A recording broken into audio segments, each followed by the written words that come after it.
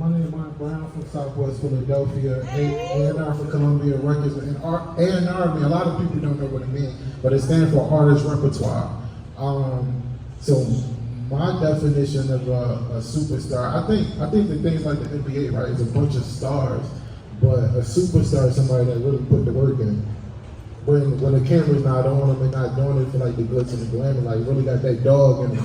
Like it's like the Mamba mentality is the same thing. Like Kobe, like I watch a lot of Kobe documentaries. Like he was saying, he wasn't the most skillful player. It was hard work and dedication what got him to be a superstar. There it is. That's wisdom right there, y'all. Jay, tell me what you do, man, and your definition of a superstar. Yeah, I'm Jay Brown from West Philadelphia.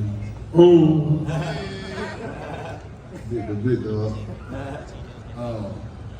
Like Mont, I'm an A&R at Island Records. To expound upon what he said, artist and repertoire is a term from the 50s that started around the Motown days where it was a collection of, record labels were a collection of songwriters and people that identified songwriters, identified talent. They had these songs that are already there and they would sign these artists, they'd give them these songs. So it was the artist part, it was the repertoire part.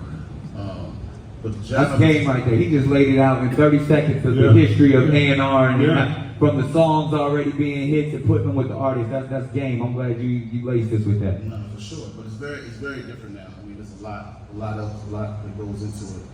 In my role, I sort of oversee the black music roster at Island Records, and my job is basically to sign, develop talent, also help young executive talent, groom them to be of service and be artist helpers. Because that's what we do. Like, we can sit up here and have these salaries and be well, but we are here to serve the artist community. We are at service position, so there's a lot of humility that goes into what we do and how we serve artists.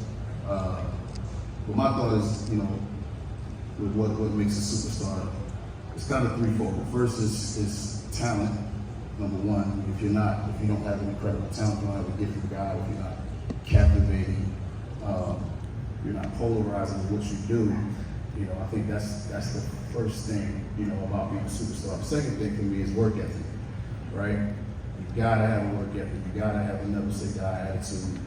You gotta be willing to look crazy. You gotta have a commitment not only to your craft, but to the process. You can't fall in love with the end goal. You have to fall in love with the process, because that will keep you steadily moving forward, and keep it realistic for you, right?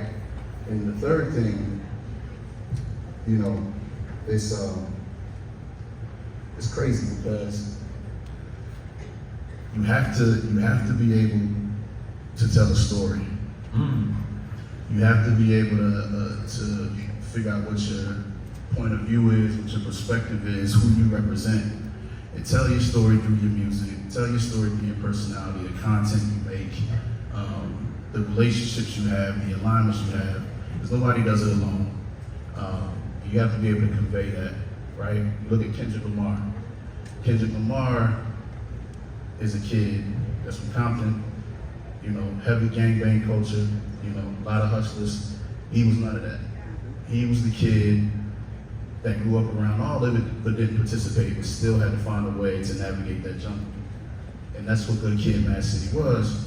And so when he identified who he spoke for and who he represented, it galvanized his audience. Such a powerful story, too. Everybody